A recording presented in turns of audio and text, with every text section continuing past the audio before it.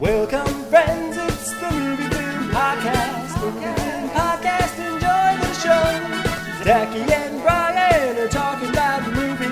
Movie Film Podcast on the radio. Welcome to Movie Film. This is episode 128, brought to you by Mr. Boy Productions. The fall movie season is here, and I am Zachy Hassan. I am joined by Brian Hall. Hey, good morning, Zachy. Good morning, and happy post-Labor Day. I know. I hope you're not wearing white. I'm just checking. No, I'm good. Okay. I'm good, everybody. It's fine. We're doing well, and we're here to talk about the summer movie season that just wrapped. This is our annual tradition. We do our post-Labor Day show, and the first thing we do is look back at everything that just happened. What just happened? Yeah. What was that? Yeah. Right. Let's. Which is, I think I think that's the name, by the way, of Hillary Clinton's new book. Did you see this? What was that? Yeah, I'm not joking. I think that's the actual title. It's like What Just Happened. Is that really what it's called? I'm pretty sure. Let me Google that. Okay, that's pretty funny. What was that? Yeah. She's like the biggest fight with her editor was over how many exclamation points to go after the question mark in the title. It's literally called What Happened. Oh, what happened? Yeah. Wow. I think the original title was What the F Happened. Yeah. Yeah. Or alternative title, What the F is Wrong with You People? Hillary Clinton. That's funny. But hey, we got lots of stuff to talk about before we get to our summer wrap-up. Hey, you and I have had the opportunity to meet recently. I know. We got to hang out Labor Day weekend. Kind of, we met through our lawyers. The restraining order was briefly lifted, Yeah. Now the plan originally was of course, I came down and visited you in SoCal. And why was that, Brian? Well, that's because John Williams was doing his annual weekend at the Hollywood Bowl. And every year, knowing that this is something that Zachy would love, I extend the invite, even though I know he probably won't be able to make it. But this year was different. This year, Zachy was able to come down and join and see the show. And I should really, I want to right up top extend a heartfelt appreciation to my wife, Amina, for letting me do this. I had been sort of pestering her about this for like a year in advance. I was like, I really want to do this. I really want, and so finally she was like, okay, that's fine, go for it. And it happened to be that, and I didn't realize this at the time, but the day that the Williams concert was also Eid, which is a Muslim holiday, and she was still okay with me leaving. So in other words, it's like this family celebration that I was conspicuously absent for, and it's because she's awesome, and she really didn't have to do that, and it was really a nice thing that she did. So I want to give her props. I don't normally put out enough appreciation for her on this show, so I figured this is the time. This is the time to do that, Brian. Yeah, I mean, yeah, and it was a big deal for you to be able to make it down here, and I definitely appreciate it, and it was really fun to go to this show with you this year. Finally, and man, it was something. I'll tell you. I mean, it was definitely a bucket list kind of thing for me.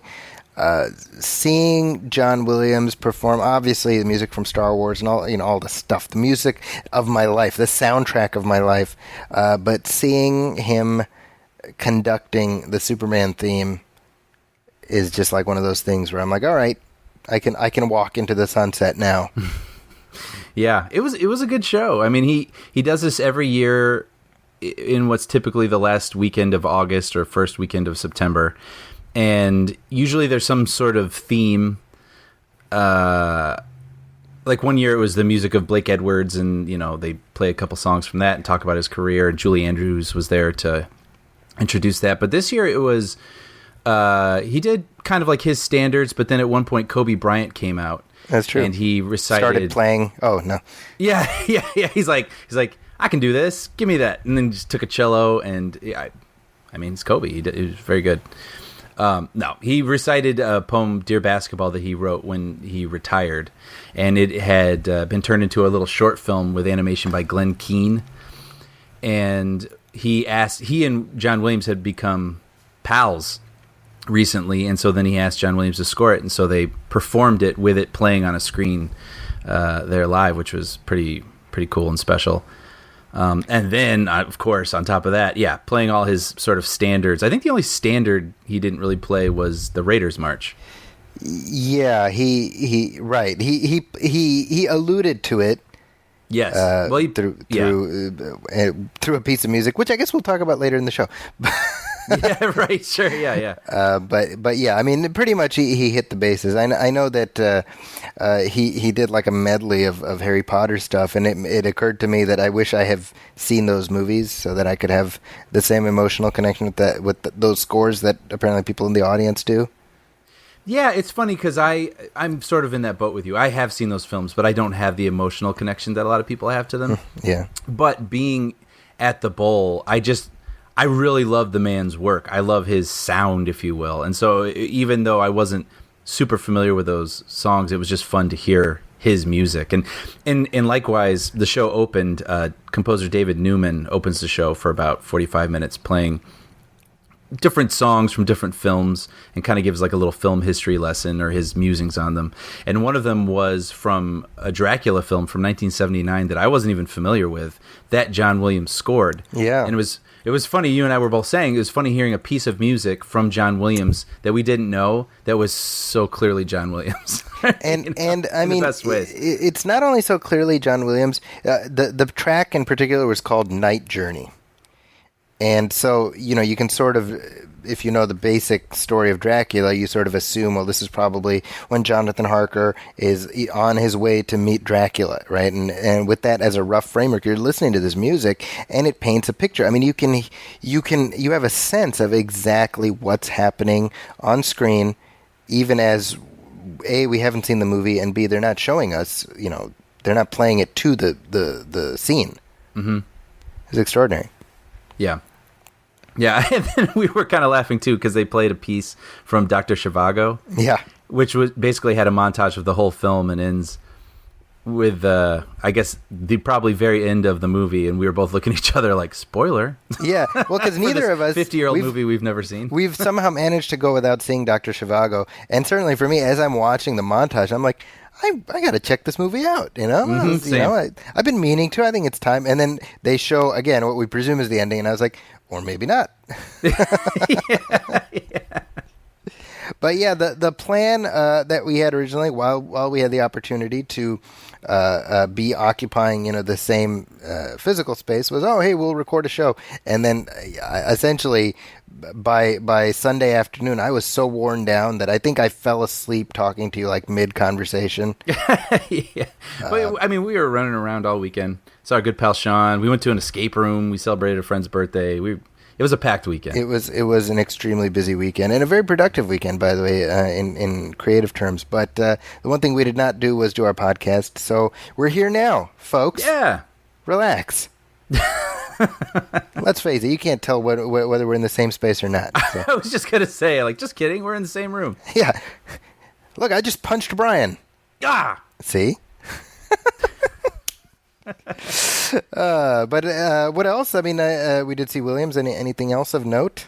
Well, I'll briefly mention that this past Sunday was the season finale of Twin Peaks: The Return, which as far as I know, I'm the one of 5 people watching this. And I don't mean to diminish the show. I think there are a lot of people watching it. I mean, in my circle. There are a lot of people who were unhappy based on the reaction I've seen on social media to the finale.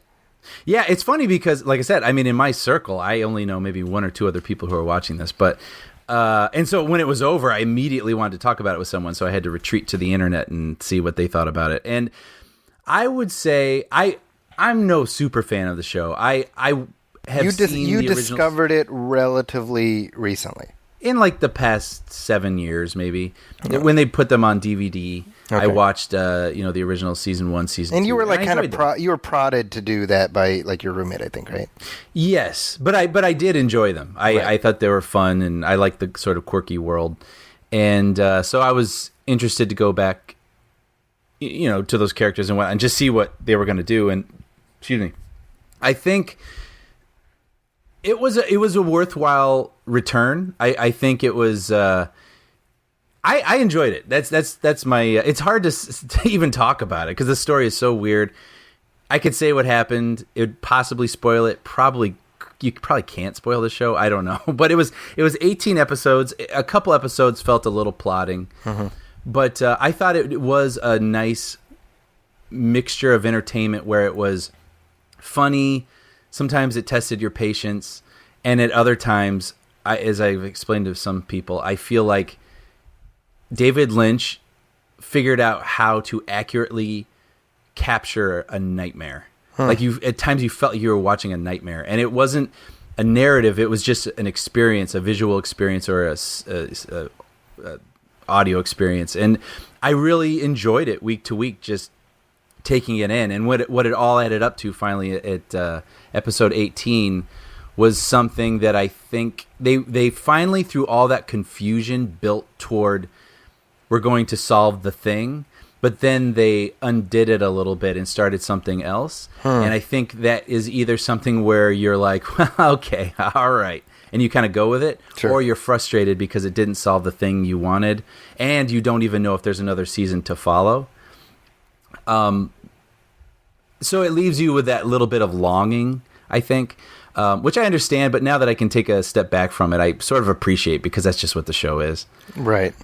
So I think if I don't know that I would recommend. I don't outright recommend this show because I think a lot of people are going to be put off by it, or it's really going to test their patience.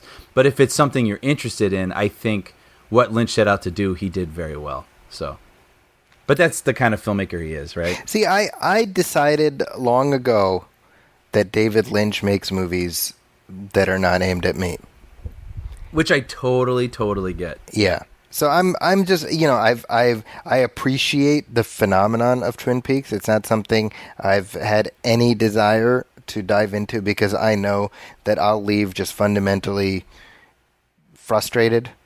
Mm-hmm.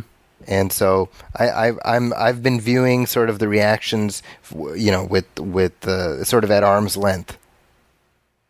And that's been fun. Yeah. Yeah. But yeah. That, which is completely fair. When I went to film school, I had one of my teachers was just a fanatic for Lynch, and so he showed us just one Lynch movie after another, and like his student films and stuff, and it got. I mean, the only film of his that I can think of as having had a positive reaction is Elephant Man. Right. Everything. I mean, it's just I'm not critical of his films in the sense of like, oh, they suck. I don't think they suck. They're not for me, See, I totally get that. I mean, it's almost like music, and his movies are almost like music because there are things that happen, but they don't always line up, and they're out of order. So you can't always say that it's a straight narrative or like a normal film. So it's like you either like the sound of what he's doing or you don't. And it's sort of like, again, with music, you can appreciate a band, but that doesn't mean you have to like them. Right. Yeah, exactly. So there we go. I totally get that. And that's us on David Lynch. Yeah. Yeah. And then next commentary, Mulholland Drive. That'll be me like eating chips and reading a book while you're talking. I'm like the box is like a dream. Anyway, I also wanted to bring up that I saw Hamilton. The Broadway musical has come to Los Angeles at the Pantages Theater, and I was very fortunate that... I was about to say, you're one of the few, the proud. I feel very, very fortunate, like I was saying, because my friends banded together when there was some sort of pre-sale through someone who had a membership through, I don't know, they went through work, and they got me some affordable, good tickets for the show. And people were asking me about it later, saying, oh, how did you get the tickets, and is it worth it? And I said, yeah, about this much I think they cost, and they're like, oh, dude, like now they're $600, $700. Wow. Yeah. So again, it made me appreciate it even more later, the fact that we were able to get in when we did and that they went through the work to make that happen. But just for a brief history, everyone I worked with at Bob's was listening to this show, and sort of people were passing around the disc and whatnot. And so I listened to it on an airplane ride because it's about 2.5 hours or 3 hours. Okay. And I was just taken with it. I just really loved it. It was one of those weird things where I heard it once and I remembered everything. Yeah. All the songs. And so I just sort of mentioned that I liked it, and throughout the year I'd get some of the songs stuck in my head, and then they took that and ran with it and got me the tickets. And so I got to see it. Now, this isn't the original cast, obviously. This is another setup. They still have... I mean, Lin-Manuel Miranda isn't the guy who wrote and starred in the show, isn't doing it anymore. He's now... seems to be pretty tied up with Disney, working with Mary Poppins. And Yeah, he's a man in demand. Yeah. So it was an interesting experience when you have something sort of locked into your head, like certain voices... certain performances. Oh, sure. And it's another thing then to go see it and hear someone else. Like, it took me a couple minutes to adjust to the new person playing Hamilton. But then once you do, I mean, everybody's really great. And I think one of the best things about the experience was you listen to it and you're like, yes, I know this story. But then when you get to see the performances and you get to see the sadness on their faces or the anguish or the excitement on their faces, it adds a whole new layer to the story, and seeing what they do in the confined space. I mean, it's just one stage, but they're staging a war, and they stage duels and all sorts of things. And it's a really, really magnificent show, and I'm still a fan of it. And I think the music's great and the lyrics are great. It's a great experience, and it's unfortunate, I think, that they've made it this thing where only... Sorry, it reminds me of like Jurassic Park. It's like, so this is only for the super rich. I mean, it's kind of a shame. I mean, I think everyone should be able to go and experience this, and it kind of bums me out that they've. It seems in New York and in LA. I don't know how the tickets get inflated to that kind of price. Maybe that's through second, ticket sellers or something. Yeah. But anyway, it's a really great show, and if people have the opportunity to go, I highly recommend it. I'd like to see it, but yeah, it's kind of the same situation where it's like. Either I send the kids to college or I spend an evening at Hamilton, Yeah, well, hopefully it's one of those things. I know they have recorded the original performance. Yes. So for posterity, or going to milk it a couple years down the line. A little from column A, a little from column B, Yeah. Either way, that will certainly be worth the $30 or whatever they charge for that later. Well, there we go, Hamilton. And, you finally watched The Last Starfighter. Finally! So I watched The Last Starfighter from 1984, I believe. This is a film people can't believe I haven't seen. It should come with like your Brian Hall breakout kit. Like if you plan to dress up as Brian Hall for Halloween, you would think like a copy of The Last Starfighter would be included. It's really funny because, yes, I've said this many times on the show. I'm a huge fan of fantastic things happening in your backyard. That's, as being a child of the 80s and a Spielberg fan, I mean, that's what all those films really are. And so Zachy, when he was down here, we were flipping through his movies on Vudu, and then he started up Last Starfighter, and yeah, I really enjoyed it.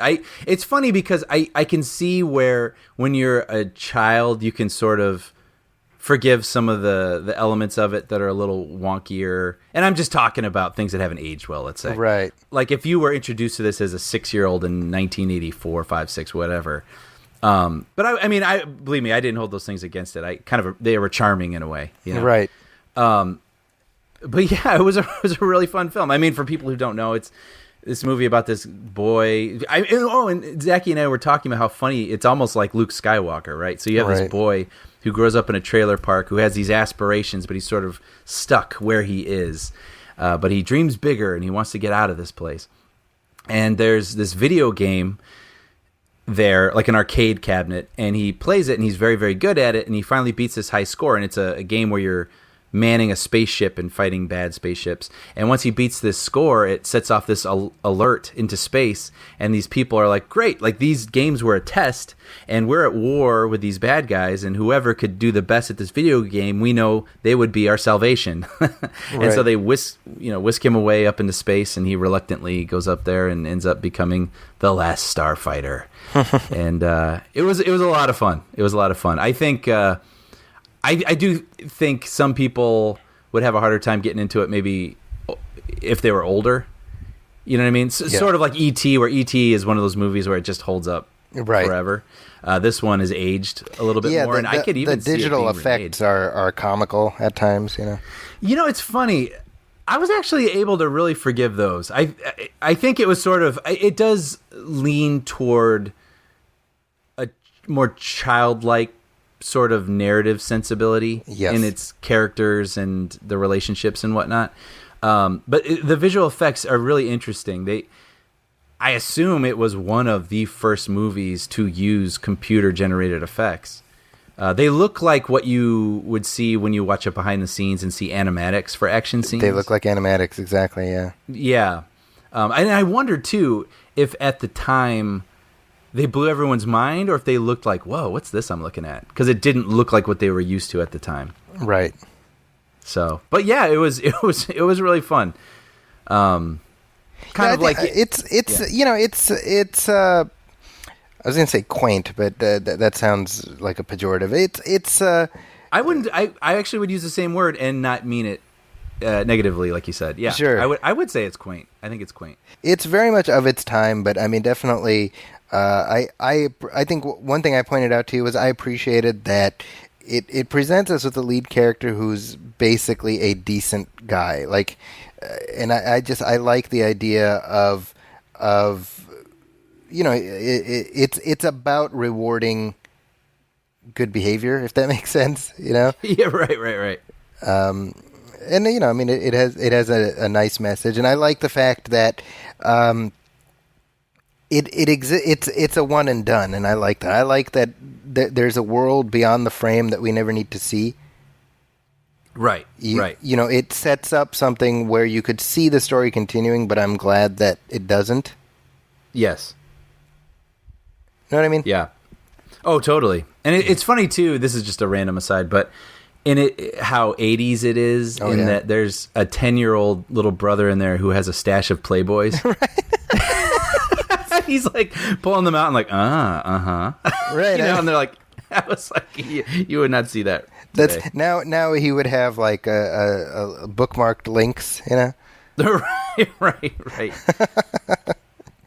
But if you guys haven't seen Last Starfighter, go in with a proper mindset. It's very much an 80s artifact, but when viewed through that prism, it's a fun way to spend an afternoon, I would say. Yeah. So, Brian, I had a chance to go see Close Encounters of the Third Kind over the weekend. Which is one of my favorite films. So I'm really excited to hear about this because you took your kids as well. Yes, I did. Yeah. Well, I took, so they put, it's funny because it's been, for the past couple of weeks, they've re-released these classic movies to the theater. So 2 weeks ago, I took my kid to see Terminator 2, which I had mentioned I was going to do in my previous episode. And man, he was that was a great experience. He was completely plugged in. It's like the exact right age for that movie. Yeah. For T2. But this right now in theaters, Close Encounters of the Third Kind is playing, and it's a beautiful 4K restoration. And this is a movie that I have not seen the whole way through since, I think, like 1987. Oh, wow. Yeah. And I realized that while I was watching it, because I've seen bits and pieces of it since then.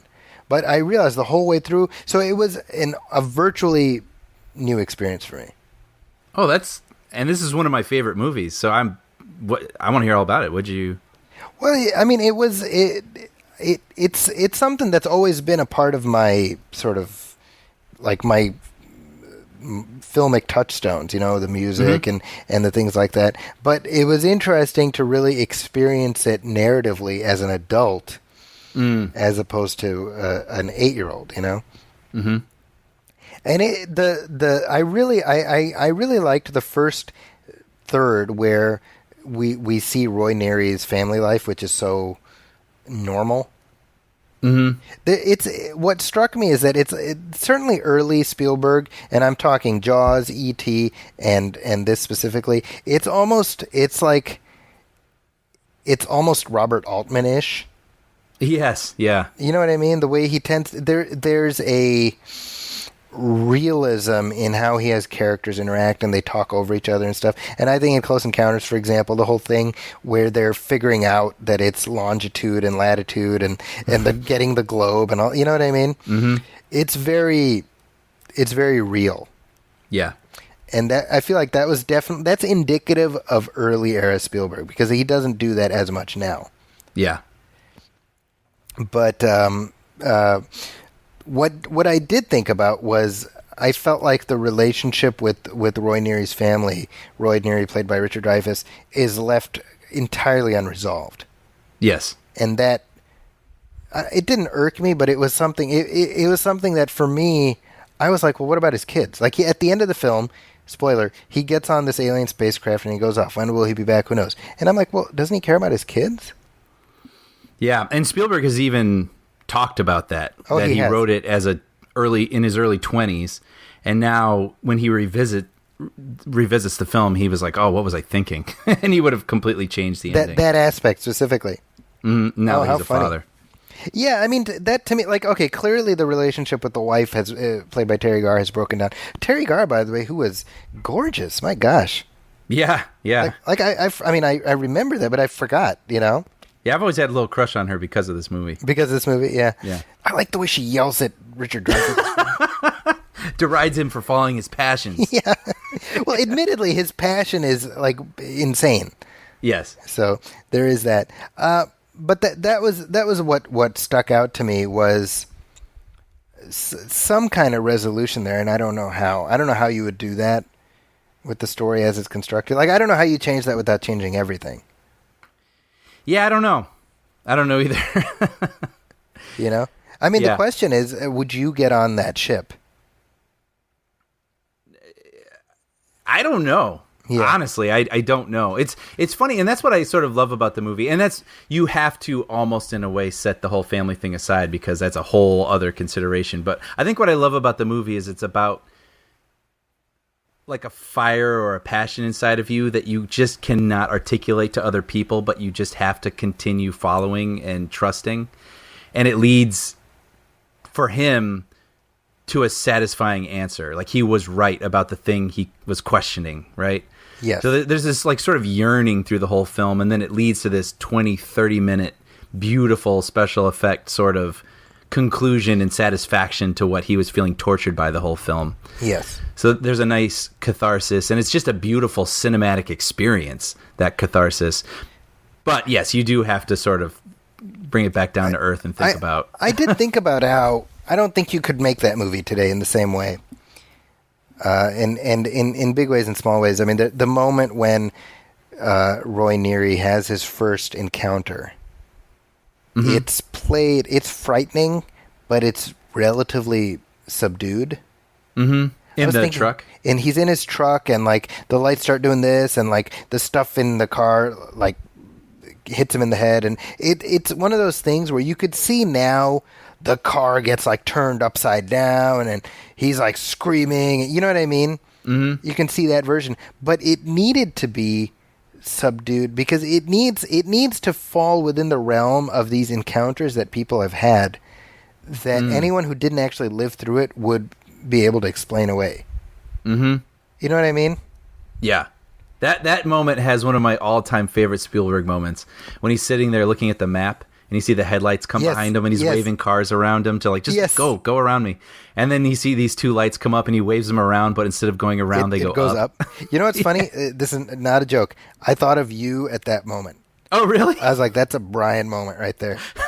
So there you go. Wow, we Folks, really know each other, don't we? This shows how well we know each other. I love it, yeah. I was like, that's probably the reason Brian loves this movie, because of stuff like that. It's one of the many, yeah. I also love that Francois Truffaut is in there.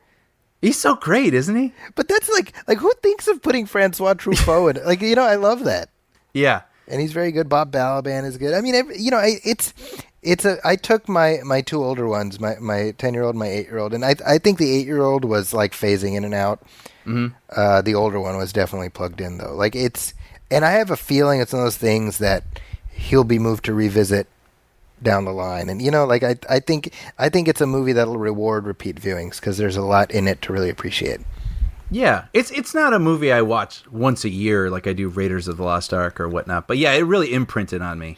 I love yeah. the. Sorry, I don't mean to cut you off. Yeah, no. This is such a, again, it's Spielberg's ability to really manipulate the audience. It's the shot in his living room where he's built the Devil's Tower model, and then we're seeing on the TV as they're talking about what's happening in Wyoming, you know? Mm-hmm.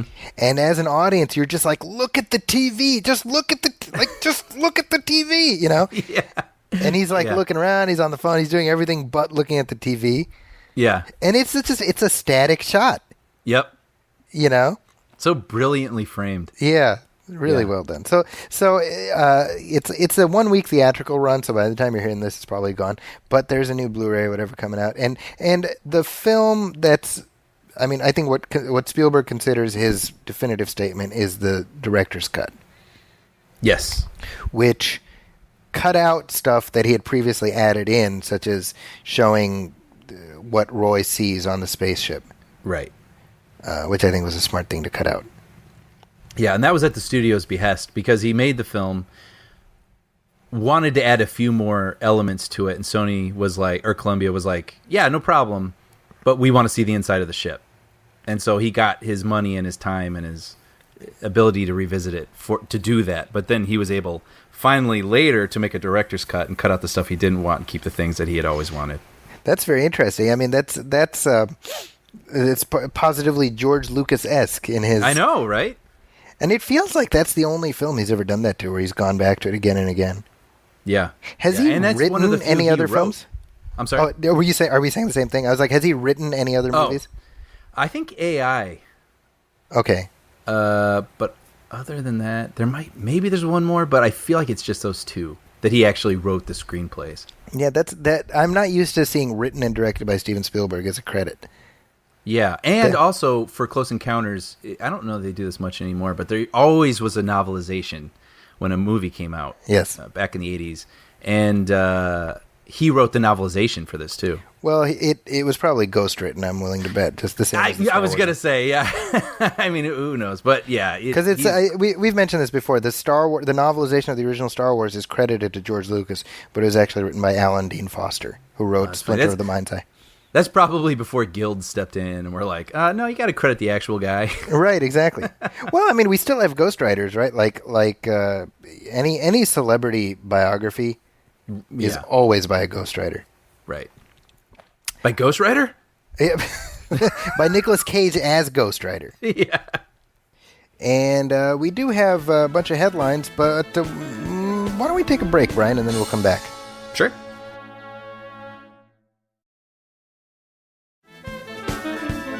And we're back, Brian. A bunch of headlines. Let's start out with, let's get the sad news out first, and that is that Tobe Hooper has passed away. Yeah.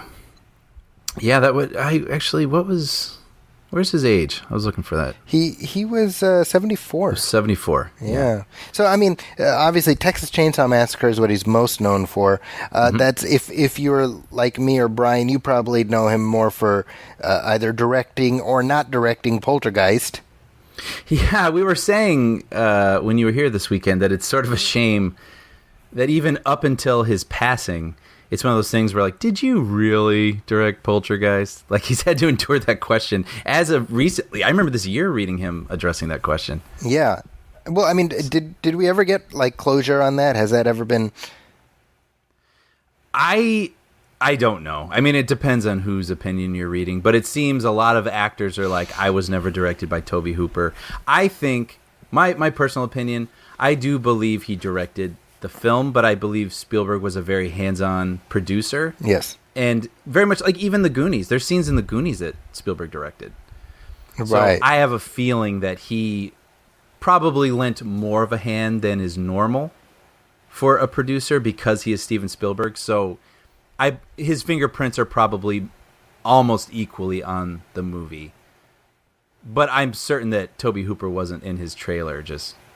Well, it's funny. I mean, when we talk about Spielberg's involvement in Poltergeist, now Spielberg himself has repeatedly said, "I did not direct it." Yes. And he actually wrote a letter to the Hollywood Reporter apologizing to Tobe Hooper. Right.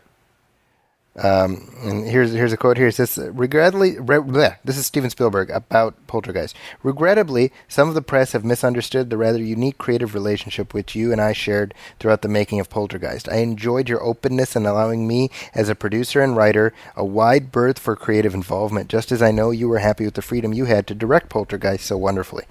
Through the screenplay, you accepted a vision of this very intense movie from the start, and as the director, you delivered the goods. You performed responsibly and professionally throughout, and I wish you great success on your next project. So that's I've never heard of anything like that. Yeah, Like an apology letter. Sorry, people think I directed your movie. Right. Right. Well, and yeah, it's now I feel bad because this is the conversation we're having Sure. as we discuss it, but it does feel like a Spielberg film. I think that's why people sort of get that sense. But you know what, though?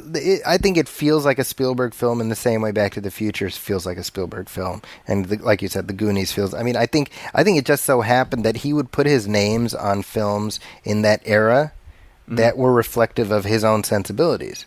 Yeah. Right? Because Yeah. you could have seen Spielberg doing Back to the Future. Yes. And same with The Goonies. So...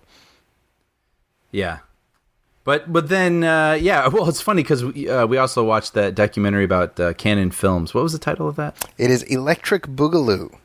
Yeah. And it is on Netflix, and I want to recommend, again, if you have not seen this, if you're any kind of a film lover, especially of like schlock movies of the 80s, which I think is a big chunk of our listeners, you must watch this documentary. Yeah, it was a really, really interesting and entertaining story. And I was going to bring that up because then Tobe Hooper went on to work with him and made the films Life Force, Invaders from Mars, which I've never seen Invaders from Mars. Have you seen that? I haven't seen Invaders. I've seen Life Force. Life Force was sort of a formative movie for me at a relatively young age because the staggering amount of nudity on display in that film was something that just blew my hair back. Yeah, when you watch that documentary, you realize that was the key ingredient to Canon Films. Yeah, it was basically. I mean, it could have been the most artistic film. This was a studio that was hell bent on ensuring that no art accidentally got out. Right. Because it doesn't matter what it was, they'd be like, needs more tits. Right. And I'm barely exaggerating. Yeah, no, it's true. It's according to this documentary. I haven't seen all these films, but that seems to be like when they had the list of what needs to be in there. That was always start number 1, nudity. Number 2, the script. Yeah, Script actually might have been number 4. I'm not sure. Boobs was definitely up there. Yep. But he also did Texas Chainsaw Massacre 2 for Canon. Yeah. Yeah. It's kind of a shame because somebody like Tobe Hooper, it's weird because I mean throughout, like I've always known of him and I've always associated his name with horror. But when you, it's almost like he never got the chance to really measure up to the myth. It feels like, because he, especially towards the second half of his career, mostly did TV, and then to some extent, it was always trying to recapture how do you measure the legacy of Texas Chainsaw Massacre, the first one? Yeah. Which is a deeply disturbing film. I don't know if you've ever seen it, the original one. I have not. That's speaking of things that just aren't our flavor. Yeah, and it's the thing with the first Texas Chainsaw Massacre, it's not particularly gory. Right. But it's just sort of disturbing and it's very visceral. unnerving. Yeah. Exactly, yeah. But R.I.P. Tobe Hooper. Yeah. What a run. Other news, actually, speaking of Spielberg, there is still development continuing on Indiana Jones 5, and as of now, what we've learned is it's at least as far enough along in the process where we know that between movies 4 and 5, Shia LaBeouf's character, Mutt Williams, had to go back to his home planet, but he died on the way home. Yeah. That's what we know about My planet needs me. Well put. Mutt Williams died on his way back to his home planet. Yeah. I'm wondering if they're even going to reference him. So the story. So David Koepp has written the script, and per David Koepp, they've got a script they're happy with. And the quote here is obviously he can't talk much about it. He says, "Harrison Ford plays Indiana Jones. That I can certainly say, and the Shia LaBeouf character is not in the film." Right. So I feel like this is one of those things where a big chunk of the internet let out a collective sigh of relief. Yeah. And the ironic thing, well, I don't know if it's ironic, but the thing here is that I don't know that Shia LaBeouf is the reason that Crystal Skull is not considered a good movie. No, I don't think so. I mean, I wouldn't put it all on him. I think also it should be noted that he went out and trashed the film in the press.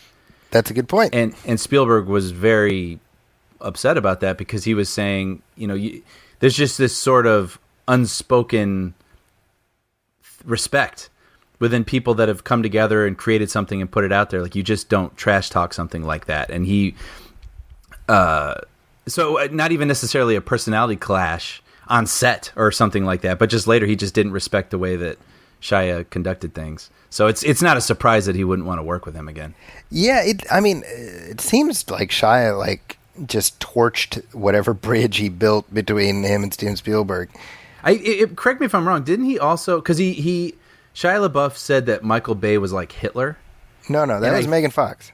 Oh, was that Megan Fox? Okay, okay. Well, this changes everything. But I thought Spielberg even commented on that and told Bay not to work with her again because you don't work with someone that says something like that. Yeah, with Megan Fox, and that's why. Although I wonder how much of that was Michael Bay not wanting to shoulder the blame for firing Megan Fox. Mm. I mean, I have no idea, but yeah, I mean, definitely between Megan Fox and Shia LaBeouf, they haven't made a lot of friends in that sense. Yeah, but as I recall, Shia LaBeouf gave what I considered fairly candid interviews, and I certainly didn't fault him for being candid about the film. I think where he may have been perceived as crossing a line was where he sort of brought in Spielberg. Like, even Steve knows that he dropped the ball like that, Right. Because to some extent, Shia LaBeouf is like, I had this responsibility, and I let down the legacy, and, I should have done better. I think most people would have been like, well, that's all right. It happens, Yes.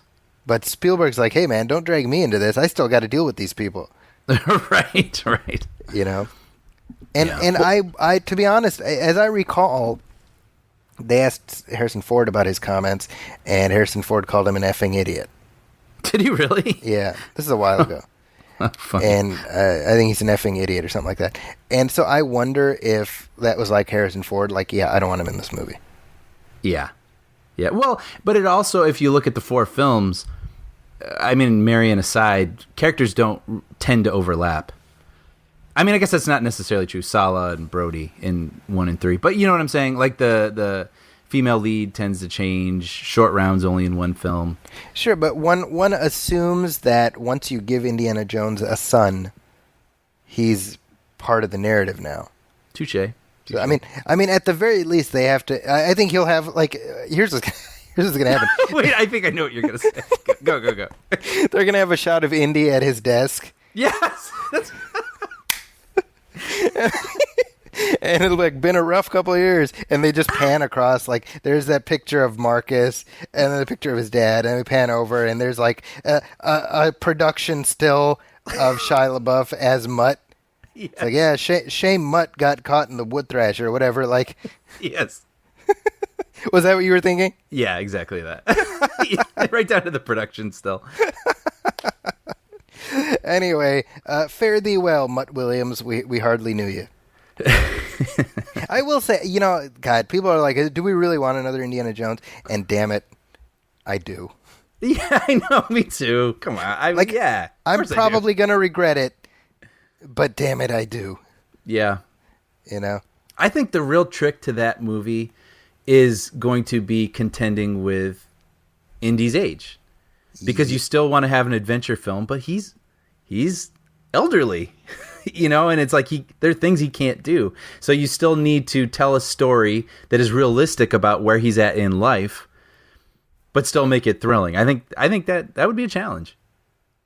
Yeah, I think. And is that something we want to see? Right, exactly.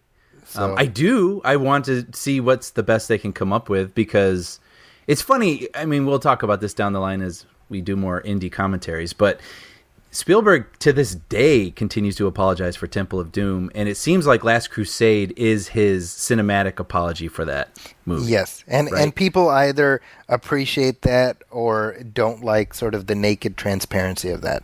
Right. Depending on but who it you seems talk. like with this one, this is sort of his cinematic apology then for Crystal Skull. Right. Like we have to do this to end on a good note again. So basically what we're looking at is of the 4 indie sequels, half of them are apologies for the previous one. Yeah.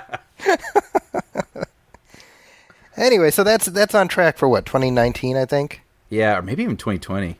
2020 might be more realistic because I feel like they should be in gear for that. Yeah.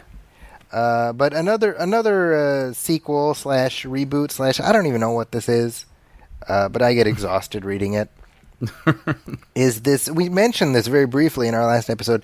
This Joker prequel origin movie that Warner Brothers seems intent on doing. I mean, this feels like an April Fool's headline, Yeah, it kind of does, doesn't it? right? You know, you log When in you April say, 1st like, yeah, and it's they're gonna all make- Even down to Martin Scorsese being involved. yeah. It does So feel like an April Fool's Day. We mentioned this previously, that they're developing a Joker origin story set in the 80s. For some weird reason. I don't know why the 80s. Maybe just so they can separate it from what they're doing right now. Possibly. And it would be directed by Todd Phillips of the Hangover movies. Yeah.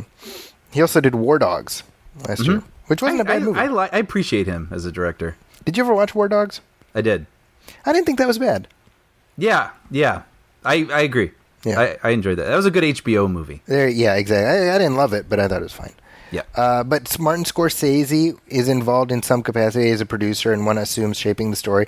And apparently, all this is part of Warner Brothers' devious plot, like something out of the Batman 66 TV show, to get Leonardo DiCaprio to play the Joker. The pre-Joker Joker, I guess. Mm-hmm. This is weird because none of this is interesting to me. Yeah. I can't say it is for me either. I'm curious for sure. And once the trailer drops, it'll sort of determine whether or not I'm excited about it or not. But it was funny when Martin Scorsese was announced as producer. I think we were all like, "Oh, that they're going to try to get Leo." Right. But I don't know. I think I can't remember if we already mentioned this, but to me, like the Joker always works as half the film for Batman. Well, but like an entire movie about something, Brian. Something you often say is the spice in the stew.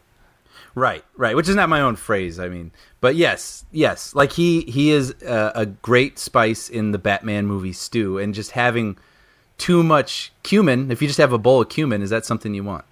I don't know. Remains to be seen. I don't know. I think I mentioned last episode that I did see a fan-made Joker film that was almost feature-length. Okay. That I enjoyed. It was an interesting story about a guy, and I think there's a potential for a good film here. But I think also this is my personal flavor or tendencies or whatever preferences. I don't know that I want to watch a 2-hour movie about a deranged killer. Where it's like what if it's 2 hours about a sympathetic guy who becomes at the end we know he has to become nuttier than a fruitcake, but he spends the first half of the movie being a somewhat compelling protagonist. See, now that's something that I would be interested in. And even if it ends with a downer ending, I think that could be a satisfying film. On the other hand, I wonder if other people hate that idea because they don't want the Joker to be explained. Yeah, I hate it because to me that's Two-Face. That's Harvey Dent, right? Like the idea of the Joker ever being sympathetic before or after. I mean, to me it's just unnecessary, Yeah. I mean, really, come on. Shouldn't this be a movie starring Jared Leto as the Joker, Brian? Good. I was just teasing you with that. Yeah. We had a discussion this weekend about my... Yeah, how do you feel about Jared Leto as the Joker? It's not my favorite. Not my favorite incarnation. I think, folks, if you listen to the show long enough, you know that Brian is the most even keel guy about anything, and I don't think I've ever experienced the level of hatred from Brian as I did as when I kind of poked him about Jared Leto's Joker. I remember because when I watched Suicide Squad first, I was just like, okay, well, that's a take. And then I rewatched a good chunk of it on cable. And I was like, A hunka chunk of it. yeah, yeah. And then we were flipping channels this weekend together, and it was on. And it was that moment where Common is in there, and Joker's like, "Why don't you want to sleep with my girlfriend, Common?" Yeah. That's my impression of Exactly. Jared Leto as the Joker. Yeah. Not my favorite. It's just, I think and it's funny because Jared Leto is very upset at them reaching out to DiCaprio to do this, and I'm like, yeah, because you have to figure that it's sort of like asking somebody to the prom and then finding out that like somebody hotter wants to go with you. Right. Because if you're Jared Leto, you occupy a pretty solid place in the Hollywood hierarchy. You're an Oscar winner, pretty good. But He's a good actor. good actor too, right? Not critical Yeah. of Jared Leto at all. But you have to figure that of the people in his tier, who is more desirable than Jared Leto? Well, it's got to be DiCaprio. Right. So I don't know. I'm just saying. I kind of feel kind of bad for Jared Leto. I would be annoyed if I was him. Sure. I'd be irked. Now, if you're DiCaprio, there's every reason in the world to not do this, which is why I'm fairly certain he won't. Mm-hmm. Like, I mean, come on. He's never done a franchise movie ever. Yeah. Why would he start? But it's with interesting his best pal is producing it.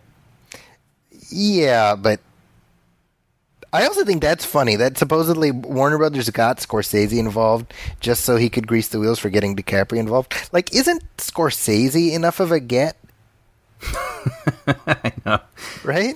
I wonder what his interest is in this. That's a good question. I mean, he doesn't need this. He could be. I mean, he was able to get a movie starring, De Niro and Joe Pesci and all these guys who are probably a harder sell at the box office these days. He was able to get a movie made with them for $150 million budget, granted through Netflix, but I mean, he still can do whatever he wants. That's true. So it's interesting. What's his interest in this? The money to get those other movies made? There you go. Maybe. Maybe. I could see that. I mean, I could see Yeah. a situation where it's like, hey, you put your name on this and we'll look out for you with your next whatever. Yep. I could see that happening. So, remains to be seen. Remains to be seen. Another project that represents sort of the slash and burn approach to IP coming back whether we like it or not is The Crow, which is one It of these. just won't die, man. Just like The Crow. Just like The Crow. This is a reboot that we've been hearing about since George W. Bush was president. Yeah. Right? Well, it keeps starting up, and they get a director or an actor attached, and then it goes away, and then it starts up again. And I mean, the thing with The Crow, the original Crow movie, I don't mean any of the multitudinous follow-ups, is that it's like a decent, low-budget revenge movie. Rock video, basically. Right. I feel like I was going to say it's beloved. I don't even know if it's beloved. I think it's appreciated by a specific demographic who were around when it first came out, right? Yeah. Like that. You had to be around in the mid 90s. Yeah, I loved it when I was younger, and I have caught bits of it on TV, and it hasn't held up as well for me personally. Yeah, I mean, just from what I've seen, I agree with you. And obviously, the notoriety comes mainly from what happened to Brandon Lee while they were filming it. Right. So, is there an audience for this? I mean, they've made like 6 or 7 sequels that nobody watched. So I'm like, the market has spoken. Right. You know what I mean?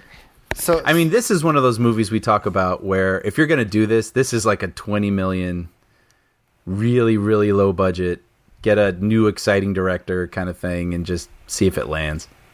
yeah, I mean, and they've in the past they've had Jack Houston attached to star from Ben-Hur. They've had Luke Evans attached from the Fast and Furious. They've had Bradley Cooper attached. They've had Mark Wahlberg attached. I think Jason Momoa at one point was involved. Mm-hmm. And I don't look at any of those actors as being a reason to watch this movie. No, Bradley Cooper is kind of interesting. That just seems miscast to me. Like that just seems like a wrong pick for me. I agree with that, but just speaking of someone who doesn't need this. Yeah, right. I was sort of curious what was the draw for him, but yeah, I mean they've gone through like 4 or 5 different directors and studios, so of course the rights were up for sale again, and wouldn't you know it, who picked them up? Just take a guess. Which studio do you think? Which desperate for IP studio do you think picked up the rights to a Crow remake? Does it rhyme with pony? It might. Oh, Sony. Sony. It was literally like, I read the headline when it was like, the Crow movie rights land at new studio. And I'm like, it's going to be Sony. It's going to be Sony. Click the link. Oh, yeah, it's Sony. Yeah. This is like something, like a smaller studio. Like I said, this should be a small movie. Yeah. And I can't believe Sony is taking a gamble on this one. And I know this has become sort of a cliche sort of answer to things, but this should be a 8-part Netflix series or something. Oh yeah. You know, I can sort of see it in the vein of like Daredevil or whatever. Right? I could absolutely see that. Yeah. And it would have to be better than the previous Crow TV series that was on in syndication in the late 90s. I forgot about that. Yeah, I think I'm the only one who remembers that existed. Yeah. So, yeah, I don't know. I mean, I don't have much interest or optimism about this one, but we shall see if it actually, I mean, for 10 plus years it's been sort of wending its way through the GI tract of the Hollywood development hell. So, yeah. We will see. Well, Brian, I'm hearing a sound, and I think that means it's time for Star Wars news.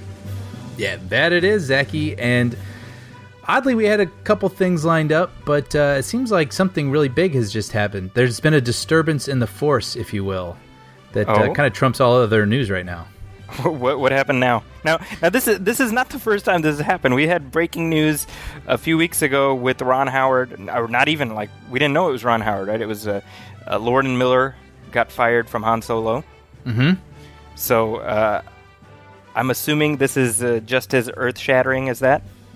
Yeah, I think it just may be in terms of Star Wars news, and it turns out we have another director departing the Star Wars universe, and that would be Colin Trevorrow from Episode 9, which is kind of a big deal. It's interesting because he has become, as of late, a somewhat controversial choice for fans, it seems. It seems most people kind of liked Jurassic World, but over time, their like for it has waned a bit. Sure. And he seemed, like Rian Johnson seemed like a sort of fresh, I'm curious what he would do with Star Wars sort of choice for the films. And Colin Trevorrow, it was like, well, Jurassic World was competent, but it wasn't earth-shattering. And then he had the Book of Henry, which came out this past summer, which came out to abysmal reviews. Dogpiled, yeah. Yeah, so it seems what I was noticing on certain websites and all the comment sections were people kind of hoping Trevorrow would not be directing the film. And I remember people thinking, like, I hope he doesn't end up directing this. I'm like, well, guys, I hate to break it to you, but he's signed on. So yeah. And well, here we are. Right. So I mean, this is the official statement from Lucasfilm. It says, Lucasfilm and Colin Trevorrow have mutually chosen to part ways on Star Wars Episode 9. Colin has been a wonderful collaborator throughout the development process, but we have all come to the conclusion that our visions for the project differ. We wish Colin the best, and we'll be sharing more information about the film soon. Now, let's, if we're keeping score here, this is 3 directors of Star Wars projects. I mean, 4 if you count, the Han Solo directors twice, who've been at various stages in the production process, who forced out, in essence, no pun intended, from the projects that they were directing. Yeah, and from what I understand, Colin and his, I don't have his name right here, but his writing partner were writing Episode 9. Yes. So it just, I don't know. I mean, it's kind of cool in a way how protective Lucasfilm is of their property. I mean, they seem to let these artists in and let them collaborate on what they're doing, but they also seem to have a firm idea of what is and isn't a direction they want to go in. Yeah. Right. And Derek Connolly, by the way, is the name of Trevorrow's writing partner. He also wrote Jurassic World with him. Yeah. Now, the interesting thing here is about a month ago, beginning of August, and this didn't really get a lot of play, but Lucasfilm brought on somebody to rewrite them on episode 9. Right, somebody named Jack Thorne, who's known for being on TV on the BBC. And so that's kind of interesting. Yeah. So, I mean, the pieces were already in place for something to happen. Yeah, and maybe as these revisions rolled in, Trevorrow just couldn't get behind them. So, okay, Brian, you're better at sort of punching through studio speak. Make a completely uneducated guess about what you think went on here. I think Trevorrow with Jurassic World, I think he came out with, what was that time travel movie called? It's tip of my brain. Book of Henry? No, his first. Safety Not Guaranteed. Safety Not Guaranteed. So he broke out with this lo-fi, exciting, high-concept debut that Steven Spielberg was very much behind and excited by, right? I mean, that was his first movie. And he goes right into Jurassic World, which I'm sure had a lot of hands guiding him, but probably allowed him to be a little bit himself. And it came out with a product that people liked, but I know myself, I've sort of, I don't feel as passionate about it as I did possibly when I was in the theater watching it. Jurassic World you're talking about. Jurassic World, yeah. And then from Jurassic World, which is made over $1 billion, right? And then he gets, it seems like he would be a likely candidate to do a Star Wars film. And so, obviously, Kathleen Kennedy is close with Steven Spielberg. Makes sense he would be put in the running and, not surprisingly, get the gig. But I wonder if it's too much too fast. And Star Wars is very regimented by the people who are running it. So it doesn't... I mean, they even say, like, our visions were differing. What's kind of nuts about this is that Trevorrow has been involved since before episode 7 even came out. Like he was one of the initial directors announced, you're saying? Yeah, I mean, they announced him for episode 9 like summer of 15, like after... Oh, wow. Right? Because episode 7 came out in December 15, right? Yeah. He was for sure. He was already signed by that fall. Wow. Because at the D23 convention, they had mentioned it. Yeah, I mean, and I was just, a friend of mine had just emailed me this, and I was writing him back, and I just said, this happens sometimes with, like, big films. You get these directors attached, and then something happens, and then they leave, and it's not much is made of it in most cases, but it's just unfortunate for Trevorrow that this is such a high-profile film. I mean, his being involved. It's for him. It's a really bad double whammy between Book of Henry and then getting fired from this. Exactly. Like basically, he's wiped out that $1 billion from Jurassic World. Right. You know what I mean? Yeah, and I mean, I don't know. I don't know the guy, and I've heard one interview with him one time. I think it was on Nerdist or something, and he seemed like a nice enough guy. Yeah. So.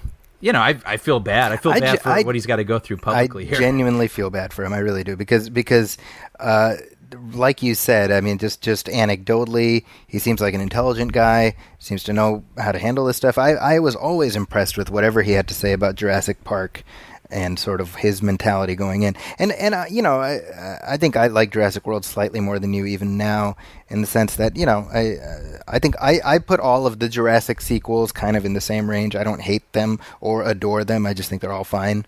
Right. But yeah, it's a shame. Now let's again, in the absence of any information that we have, let's make some completely anecdotal guesses about who we think will take over.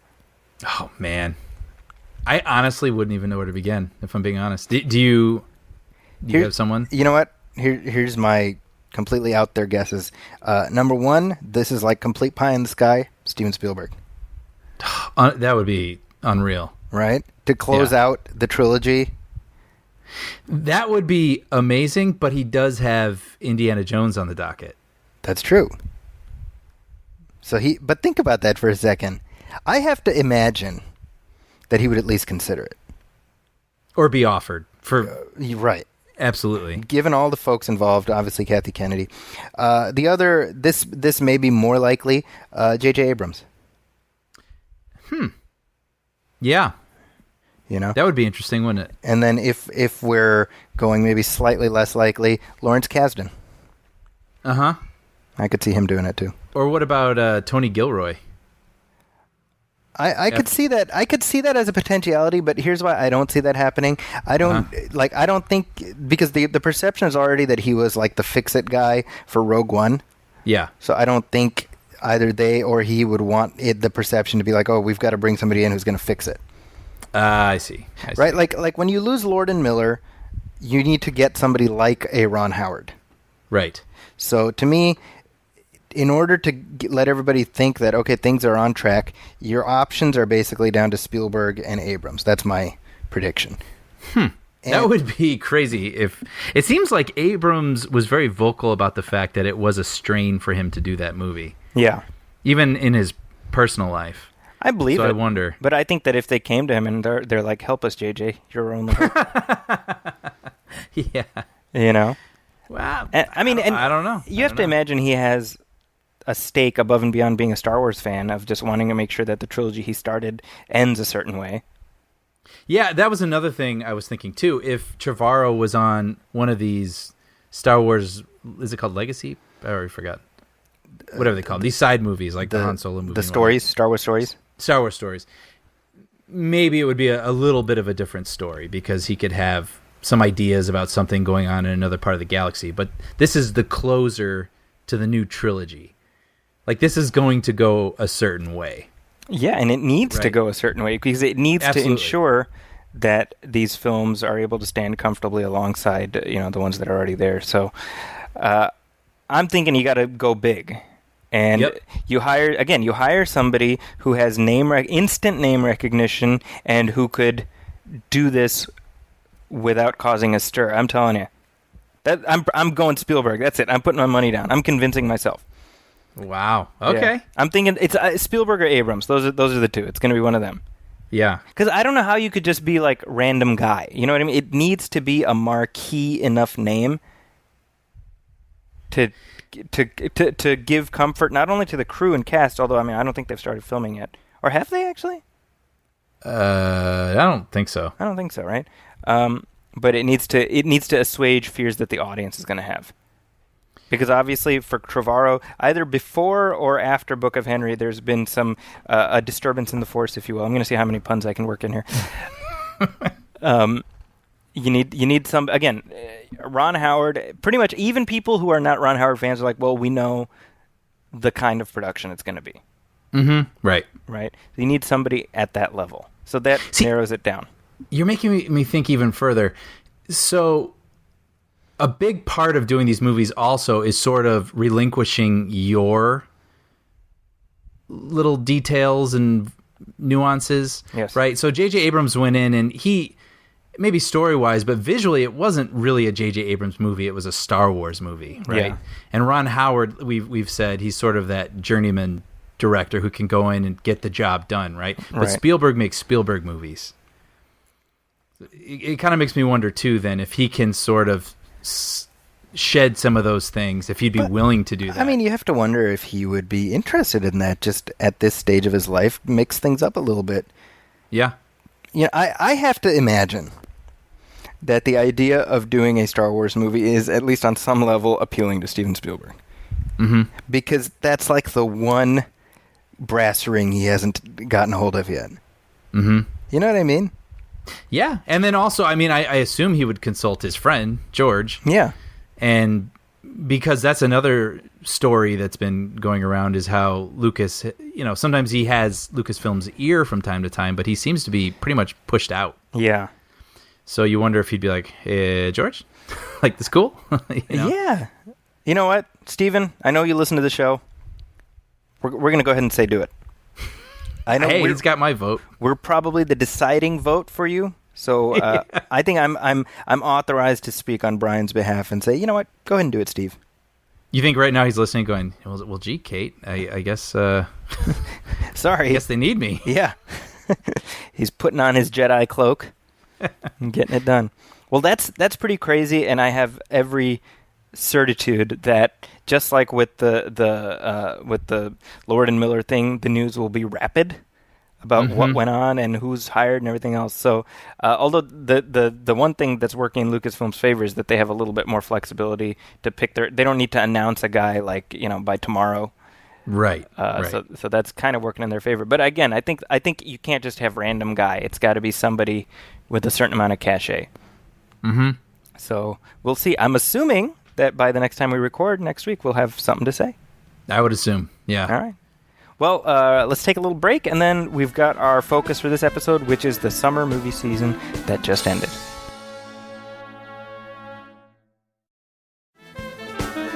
And we're back, Brian.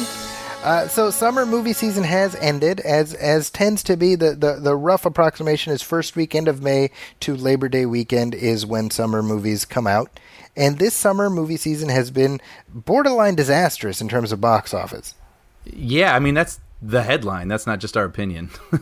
And it's interesting to look at the stuff that came out, the stuff that played, the stuff that didn't. So as we usually do, let's just kind of go down the line and look at some of the big releases this summer and maybe the stuff that didn't get seen and see what we thought and if our thoughts have changed and what the general reaction was by audiences. Mm-hmm. So I guess just to start things off, we'll go slightly before summer with Fate of the Furious, which opened at the tail end of April. Yeah. You know what's funny about Fate of the Furious? So this is Fast and Furious 8, and it's the very definition of a pre-sold franchise. And in hindsight, I should have seen this as an indicator of how summer was going to feel, where it would just be a bunch of tired sequels. Yeah. Yeah, I mean, it is weird because that was the narrative of last summer. Yes. And it's just the tradition continues. So, I mean, have you thought about Fate of the Furious at all? No. And I will continue to show up for Fast and Furious movies, but I think I kind of burned out with them beginning with 7. Okay. And I know that was sort of the big one. Yeah. Sadly, because of Paul Walker's passing, and it was a really fun experience. But 5 is still my favorite. 6 I don't remember at all, except for the never-ending plane runway in the third act. Right. And then 7 was like a big sort of event, but I didn't think about it. 8 I haven't thought about it since we left. They bring out the next one, I'll see it because they are fun to watch in the moment. I mean, the whole submarine chase at the end and The Rock grabbing a missile and being like, "Oh no, you don't," and throwing the missile in another direction. I mean, that's fun in the moment. But seeing that this came out in April, it kind of blows my mind. It feels like even longer. I mean, the box office story here is that it made $1.16 billion, so massive hit. Yeah. But when you slowing down. When you look underneath those numbers, it becomes a little more interesting. First of all, it cost $250 million, which is $60 million more than the last one. But it made $225 million, so it made less than its budget domestically. But also, Furious 7 made domestically $350 million. That's understandable. There was a big curiosity factor with that one, don't you think? But more than $100 million less? Yeah. That's like, that but feels, it's still like a $1.5 billion movie. I mean, that's... Right. Is Wonder Woman even there yet? Well, Furious 7 was $1.5 billion. Furious 8 is $1.16 billion. Oh, 1.6. I'm sorry. I thought it was 1.6. Yeah, I mean, which still, I mean, that ain't nothing, Yeah. I mean, there's going to be 2 more of these Fast and Furious movies, and then they're calling it a day. Yeah. Which, that seems like the time. Yeah. And then you got to wonder how long till they reset or figure out some other pocket of the universe to tap into. Yeah, I mean, I can't imagine Universal is ever going to let this brand die completely. No, I mean, when Part 8 is making over $1 billion worldwide, business-wise, you don't. You don't stop. You have enough gas in the tank to at least come to whatever conclusion you intend to.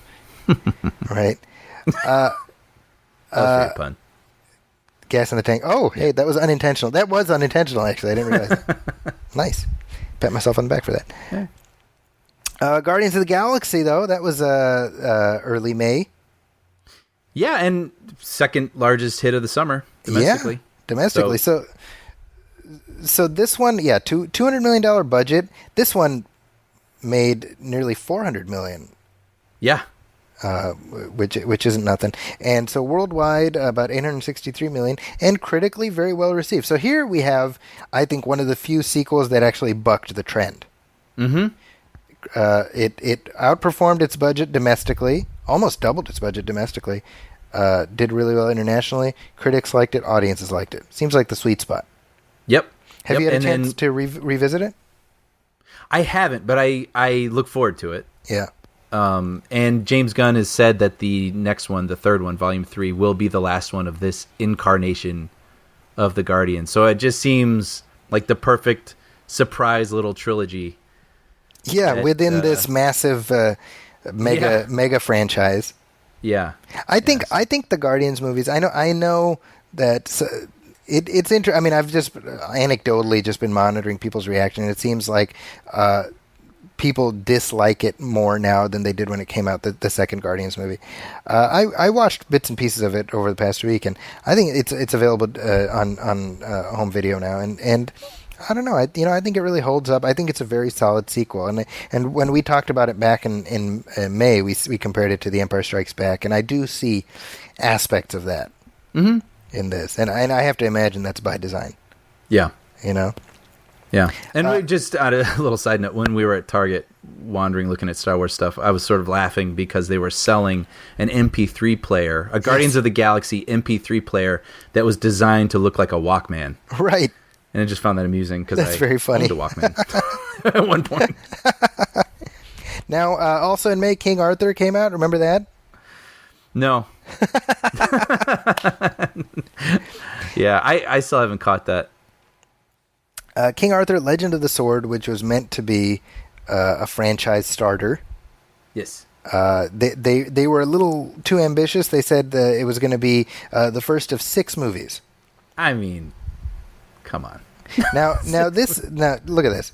$175 million budget. It made $39 million domestically. Wow. Yeah. Wow. I mean, that takes some hubris. It really does. It's one thing to say a trilogy and to, your other crew is like, okay, well, but really 6, but we'll tease 3 and see what happens. I mean, to go out and say you're going to make 6 I mean, come on. Well, and the thing of the movie, I mean, I'm tired of trilogy starters that don't come to some kind of dramatic conclusion. Yes. I think the problem with King Arthur, this one, the Legend of the Sword, is that it ends just as the story of King Arthur begins. Mm. And to me, this normally what you see in this movie would be like the first 45 minutes. Right. And yeah, the hubris, exactly. The idea that, oh my gosh, people are clamoring for a King Arthur movie. Yeah. Not to say that you can't get a great King Arthur movie, but you can't let the title be the thing that's going to sell it because people don't care. Right. So 107 million foreign. So it didn't even make its budget back globally. 146 million worldwide against a $175 million budget. Entirely predictable again. Yes, and I had no interest in it at all. And that's I think I've said before, I don't have much of an interest in sort of medieval stories typically. Right. Though I'm a huge Game of Thrones fan because that's I for love the the incest. characters. Oh. You know what I mean? Because what? The incest? Oh, right. Yeah. But I don't know. I don't know how you get me, someone like me, how do you get me excited about a King Arthur movie? I don't know. Because clearly, I didn't even make 40 million domestic. I mean, I don't know what you change to get people to show up for that. I don't know.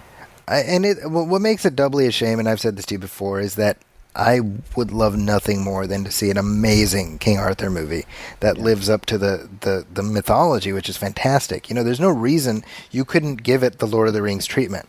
Right. I think Guy Ritchie's just the wrong guy to do that. Yeah. Other releases that were meant to be big and didn't work out so well. Alien Covenant. Yeah. And this is one that I mean, it seems like it may have killed the Alien franchise. Yeah, you wonder, and it's funny because Ridley Scott has said he's ready to go for the next one. I mean, this is something he wants to keep making. It's sort of like James Cameron and Avatar. This is the thing he wants to keep pumping out for the. I think years. what could potentially save the future for this is that it cost $97 million. So that's a relative bargain, Yeah, right? I mean, I'm trying to think. I mean, Prometheus made more, but it cost more. right. So this one, so Prometheus is like 130. This one is less than 100 million. But I mean, domestically, I think people just aren't interested. I mean, it made 74 million domestically, and then another 160 foreign, right? So about 230. I think if you're going to make more of these, which I'm not opposed to, I despised Alien Covenant. There's like a whole thing already taking shape. Like, no, it's the year's most underrated, or like people didn't understand it. It's like, no, I understood it. It's just shit. Right. Well, it's one of those things where it gets frustrating when it's a whole cast of characters behaving stupidly. And the film itself doesn't seem to care about its characters. Yes. So I mean, I think I'm somebody who I love the Alien franchise, even as it has more bad films in it than good. It feels like. But when Ridley Scott's like, I have a story I want to finish. Well, I don't know about you, but I want him to be able to finish his story. Mm-hmm. Yeah. I certainly don't think this is where it should end. So I'm torn where it's like, I hated this movie, but I still want him to finish his story. I mean, I'll keep showing up, honestly. I love the way it looked. Yeah, and it's it's beautiful interesting how the advertising went all in on, no, we really have a xenomorph in this. Right? Right? I mean, that was in every single ad, the where it was stuck on the outside of that ship. That's and I think same thing as kind of King Arthur. I think they thought that imagery was enough to get people into theaters, Right. and I think that's a mistake. Yeah. What came out shortly after Alien Covenant was Pirates. See, it's funny. I forgot about Pirates. But it's funny. I sort of have too, but I can't deny that I had a good time during it. That was when we did our review. I was like, heaven help me. I had fun. So now here's a movie that is perceived as a disappointment, but still did pretty well. Yeah. What, 172 million domestic? Domestically, it made almost 800 million worldwide, and that's against a $230 million budget. So, I mean, if this is Disney's farewell to this franchise, they at least they didn't embarrass themselves in terms of how much money it made. Yeah. But I am done with Jack Sparrow, and I'm not somebody who's been along for the ride the whole time. I mentioned this earlier, that I watched them all. I mainlined them for about a week. Mm-hmm. And by the end, I was tired, exhausted, and I was like Javier Bardem's character. I wanted to find Jack Sparrow. I've been doing that all summer to rate on people. Find And I think, well, with that one, I didn't care about the story. Oh, sorry, I'm stepping on I'm just gonna keep doing. I'm gonna keep doing it. Yeah. Yeah. I didn't care about the story. I didn't care about the characters. I just appreciated a really well done adventure film. It could have been about anything, but I thought the direction and the action in the movie was surprisingly fresh. Where I landed was, I was just like, I do not like Johnny Depp as his character. I find him fundamentally, at best, annoying, at worst, unlikable. And so by the time it came to number 5, I'm like, oh God, 2 more hours with this guy? It's like you're stuck in a car with somebody who you despise. Right. It's like me when I'm in the car with my kids. It's just... I'm kidding, of course. Only a few of my kids. Anyway, moving on. Well, the opposite of... And by the way, it's funny. Jerry Bruckheimer's like, no, it was a huge hit. I'm like, oh, really, Jerry Bruckheimer? You're not going to try to put the best face on a bad situation? Yeah. You have no dog in this fight, right? Jerry Bruckheimer, producer Jerry Bruckheimer. Would you watch another Pirates movie, though? For the sake of the show. Okay. I don't know if I would have seen this one if it weren't for the show. Touche. There we go. Wonder Woman, the number 1 movie of the summer. Yeah. Number 1. I don't know. I knew it was going to do well, Yes. but I don't know that I would have predicted it would have been the number one movie of the summer. I saw the trailer last year, and I was like, it's looking like it's going to be good. That was number one. I was like, assuming it's good, I have no reason to think it won't perform.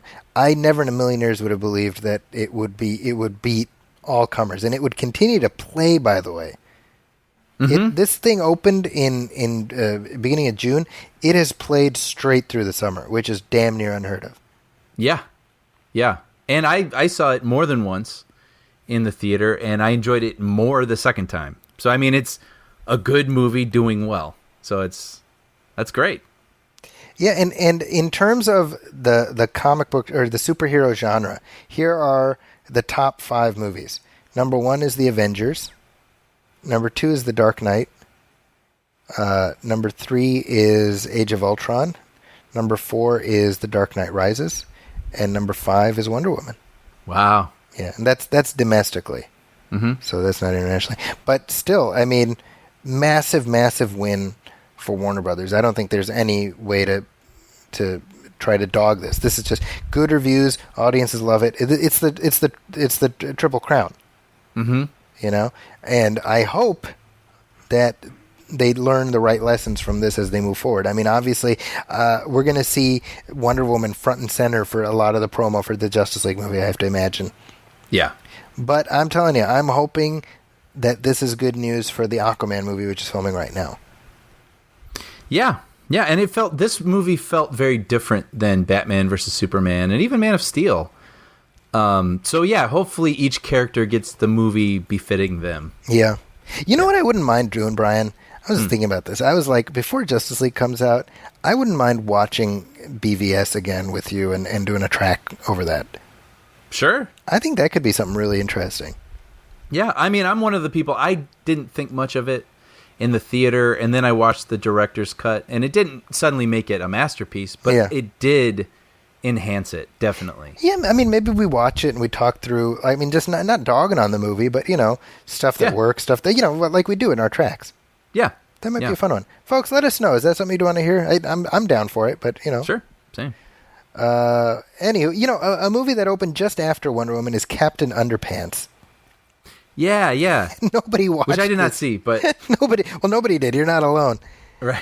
And I really like this movie. I know. I you're not the only person I've heard say that, too. I mean, I didn't... We were talking about this, actually, while you were out here, too. There's certain movies that come out that are animated, and it's funny, this whole thing now where we as adults go see the animated movies, where our parents, I doubt, did. Right. And when they don't hit us at 3 multiple levels and make us cry and, you know, whatever, like a Pixar movie. The Pixar Pixar that effect. wasn't any good. But it's nice that there are some animated movies that are still squarely aimed at kids. Right? Yeah, and this was definitely that. I mean, my kids are right in that wheelhouse of just loving the books, the Captain Underpants books. And I'm obviously a few decades past that being of interest to me. But it was very cute. It's a fun little movie. I don't need a bunch of sequels, but I am kind of disappointed that more people didn't go see this because I just think it's a nice, you know... a well-made... Yeah, it you know, I mean, I've said before, I mean, there's good kids movies and there's bad kids movies, and there were a few bad kids movies this summer. Captain Underpants was one of the better ones. Yeah, nice. A movie that came out just after Captain Underpants, which also nobody watched, is The Mummy. We saw it. We did. We're the few, the proud. Yeah. And you know, the box office story here is not a pleasant one. $125 million budget, $80 million domestically, Yeah. $327 million foreign. So I think the foreign and worldwide, foreign and domestic together ends up being about 407, which isn't a total embarrassment. Mm-hmm. I mean, I think all told they end up making their money back, but is that enough to build a shared cinematic universe off of? Right. I mean, they were all in. Again, I wouldn't call it hubris. I think this was excitement. Yes. But just saying, hey, we're going to do this. I call it hubris, too, this one. Yeah. I mean, I think with this one, though, at least, they're like, we have this stable of characters, and we're going to make movies about them, starting with this one. I think that's understandable to announce, right? Okay. But maybe putting the whole branding on it, like the Dark Universe. Get ready, everybody. Maybe that's the sort of. Yeah, I mean, look out, Marvel. We got another cinematic universe in the. Yeah, And that's a little hubris. this kills me because I legit love the classic monsters, and I would love to see them viable in a universe. You know, I think if we're talking about a monster universe, Kong Skull Island, which opened in spring, that's how you do it. Right. Because I'll tell you, that movie ends, and after the credits, they do a little tease of Godzilla.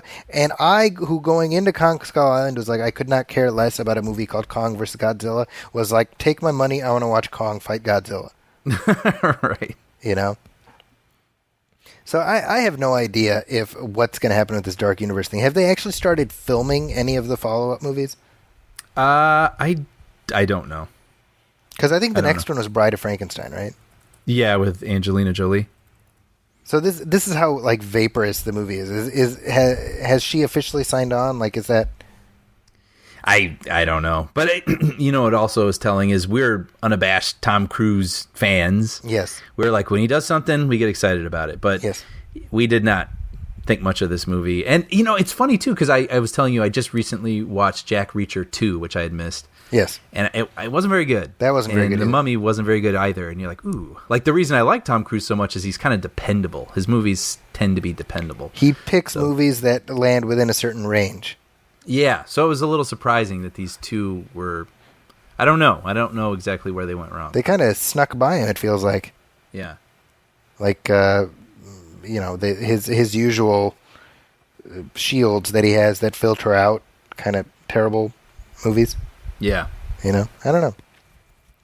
Other sequels that came out, Cars 3, I did not see, but this one was also a disappointment. Yeah. It came in, what, number 7, I guess? For the summer domestic? Yeah, and About 150. I think in terms of the budget, they don't release the budget, but Cars 1 made 245 million, Cars 2 made 190, Cars 3 made 150. So I think that the world has spoken. Yeah, but I mean, you know, these are merchandise movies, right? Yeah. It seems. I don't know. See, the thing with me is I'm always like I watch these Cars movies and maybe I'm overthinking it, but I'm just like who drives these cars? Like you know, cars are designed based on human ergonomics. Yeah. Like, why do cars have handles on their doors? How can you have a planet of cars? It doesn't make sense. I've seen so many people say this, so you are clearly not alone, but I don't know. I'm just like, whatever. Like, I can just hop in and, like, they're cars. They have eyeballs. Fine. I don't know. It doesn't bother me.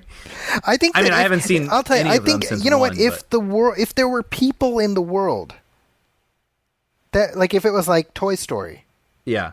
I'd buy that more Yeah. than a world, because I'm just like, what happened to the people? Is this like Planet of the Apes but with cars? Right. It all started with the self-driving cars. Yeah, And then they evolved into this. They took over. which is terrifying. Yeah. Horrifying implications. Exactly. Now, speaking of talking cars, Transformers: The Last Night. Mm-hmm. That was a fun review. Oh my god! I think that may have been one of our best episodes, where it was just you and me venting at each other. Yeah. Over the Well, mic. and that one too. I mean, those are. I think we're continually baffled by how well they do, and this one didn't do so great. This one didn't do good. So the last one made more than $1 billion worldwide. This one made $604 million. So Quite a steep drop. that's about $500 million less worldwide. Yeah. Which is, of course, the perfect time for that to happen if you're about to launch a whole bunch of spin-offs. Yeah. I'm sure they're thrilled about the implications for their, Bumblebee movie. Yeah. This was the first movie that came out of that whole writer's room that was assembled over at Paramount for this Yeah, so franchise. I mean, this is one of those things where, we've talked about it before, so I'm not going to drive this into the wall. But, like, the fact that it took this long for audiences to realize that they're not into this, like, that's curious to me. 5 movies in. when I don't feel like anything's changed. Yeah. One thing I've said before is that the measure of how good your first movie is can be seen in how many bad sequels people are willing to tolerate. You know what I mean? Yeah, sure. And the thing here is that I don't think the first Transformers is so amazing. I think it's okay. Yeah. But, like, was it so good that people kept going because they want to recapture some of the glory of that first one? You know what I mean? That's funny. I mean, that could be applied to the Pirates film. Pirates too, exactly. Yeah. I think people, and I'm certainly not somebody who loved the first Pirates movie, but just anecdotally, people really liked it. And I feel like every time a new one comes out, they want to recapture that. Like, why are we excited to see a new Indiana Jones movie? Because we love the first one. Yeah, because we're you know, a little piece of that, right? So it's kind of like every good sequel you have after a good first movie, you're like extending the brand. But every bad sequel you have after the first one is just a test of how much people really liked the first one. Yeah. But I mean, Transformers, again, it's like, well, why? Why, Brian? Why? I don't know. I don't know. Well, this may be the end. At the very least, it's the end of the Michael Bay Transformers era, so something different. You know, I can't say I have any great enthusiasm for the Bumblebee movie, but I'm mildly curious to see somebody other than Michael Bay do something in this universe. I am too. I'm very curious what it will look and feel like. And interestingly enough, it takes place in the 80s, much like the Joker film. That's our. Isn't it sad now that our childhood is now the period era? The period piece, yeah. Yeah. That's funny. But hey, after Transformers was Spider-Man: Homecoming. Let's not forget The Beguiled. Did you see The Beguiled? Yeah. Yeah, let me bring it up because I saw it. Oh, okay. Yeah, that's all right. Spider-Man: Homecoming. Well, so Sofia Coppola did Beguiled, right? Yeah, who I'm a fan of, and I think what I said at the time, and I stand by this, it's not going to knock your socks off, but it felt like a decent adaptation of a short story you would have read in high school. Okay. That's what it felt like. Actually, before that sounds like exactly what I got from the trailers. Yeah. A Despicable Me 3, actually, before even Homecoming. This feels like one of those like under the radar smash hits. Yeah, I mean, I don't have kids, so maybe I would be more tapped into that if I didn't see the third one, but I mean, it seems like this is the way you want to do it. You spend $80 million and you make nearly $1 billion. Mm-hmm. And that's right. I mean, that's just smart. Yeah. And, I mean, those Minion characters cannot be underestimated. Ugh, I'm so tired of the Minions. I really am. Really? I don't know. Maybe because I haven't watched all of them, I still find them amusing. I'm so sick of it. I'm sick of the movie. I'm sick of them. I'm just sick of it all, Brian. That's really funny. Well, before Spider-Man, I also want to bring up Baby Driver, which was probably my favorite film of the summer. Sony had a smash hit. There's a sentence you don't tend to say often. Yeah, and I loved it. I mean, there were a lot I loved. I loved Wonder Woman and whatnot, but I really love this movie. I wasn't sure about it. I love Edgar Wright, and seeing the trailers, I wasn't sure what it was going to be or if I was going to like it or not. But I saw this one twice as well. I had the opportunity to see it twice, and I really like this movie a lot. So I was very happy. It made over $100 million. Yeah, which is a big deal for an Edgar Wright. That's the highest grossing Edgar Wright movie. It basically made the exact same amount domestically and internationally. So we have about $210 million, give or take, against a $34 million budget. That's all upside if you're Sony. Yep. And that's the template you should be following. Yeah. Get quirky, talented filmmakers. Don't spend a lot. You know, and roll the dice. But you know, like let's say Baby Driver didn't perform. You're talking about at most a $50 million loss. Right.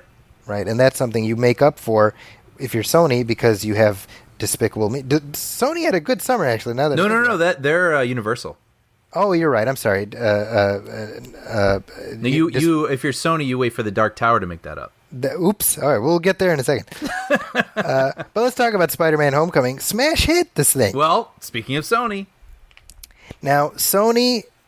This is like if you can point to like a good thing to come out of the Sony hack, it's this. Yes.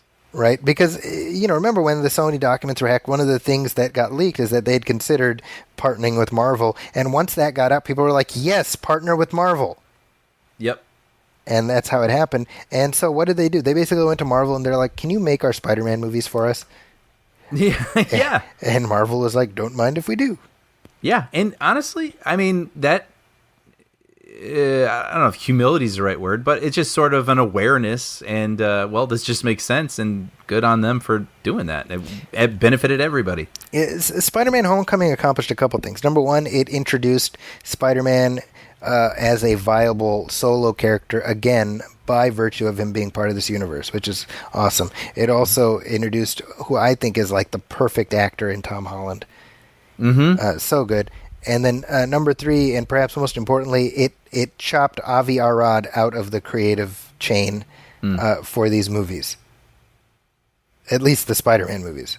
Yeah. Not the Spider-Man spin-off movies, which Sony is intent on snatching defeat from the jaws of victory. Which is why they're doing all these spin-off movies. But man, did I love Spider-Man Homecoming. I can't wait to watch it again. Yeah, me too. Me too. And I love, whenever I talk about the Marvel movies, I love talking about my parents because they watch all of them. And my dad texted me after he saw Spider-Man, and he was just like, 4 stars. I really loved. Yeah, and then, you know what, also, my parents, when they watch films, they rarely will bring up an actor. Like, oh, this guy was great. They just talk about the overall experience. And with this one, my dad was like, that kid was great. Really? So, yeah, he was great. Yeah. So, and even my parents, he stood out enough for my parents to even bring it up. So that's kind of impressive. Wow. Yeah. What was next, Brian, on the list of Big Sick? Now, Big Sick, I have not seen. You saw it. Yeah, which for being a small release did really well. Like, it hung in the top 10 there for a while, and it was a nice change of pace. Yeah. You know, sort of a character dramedy, I guess you could call it, even though I think it leaned kind of into comedy. But yeah, I'd say check it out. I thought it was a nice little surprise, and I think it's definitely going to find its audience once it's out streaming and whatnot. I would imagine. And I'm somebody who, I remember seeing Kumail Nanjiani on Conan, like way, way back in the day. And this was like one of his first appearances, just doing stand-up before Silicon Valley, all this stuff. And I was like, this guy's hilarious. Mm-hmm. And so the fact that he's now kind of one of the big indie success stories of the summer, that's really awesome. I'm happy for him. I really like him a lot. And this is a great... I mean, well, he wrote it, and it's based on his life. But I was going to say this is a really great showcase for him. Yeah. And if you're interested, go back into the archives of How Did This Get Made, the podcast, How Did This Get Made. He guested on an episode where they looked at Leprechaun in the Hood. It's very funny. That's funny. Now, moving on to one of my biggest disappointments of the summer, Brian, and then I'm talking about War for the Planet of the Apes. Mm-hmm. In what respect? Well, not in terms of it being a quality film, which it completely is, but the fact that all you friggin' people out there don't recognize quality and you don't go to the theater and pay money to see it. Damn it. War for the Planet of the Apes, I loved it. I know you enjoyed it. Critics were just over the moon. I mean, from the jump. And people who saw it seemed to like it. This thing cost $150 million, so it actually cost less than Dawn of the Planet of the Apes, which I think was something like $180. But it made $144 million domestically and another $222 million internationally. So we're looking at $366 million against a $150 million budget, which isn't disastrous. But let's not kid ourselves. That's nowhere near where Fox wanted to be, especially when the last one made something like $700 million worldwide. Yeah, I wonder why that happened. I mean, that being the sequel, and so many people arrived for that, why did they not show up again? I don't know. I mean, the previous film made $208 million domestically, so substantially more than this one domestically, and then $400 million. Yeah. So I mean, that's a major drop from $700 million worldwide to $360 million. I don't get it, because it's not like it's a shit movie. Right. I mean, the word of mouth and critical response was good. So, I mean, I don't know. You know, we were talking with somebody over the weekend who said, you know, maybe they just mistitled it. Right. And I've seen that online where they were saying they should have rearranged the titles.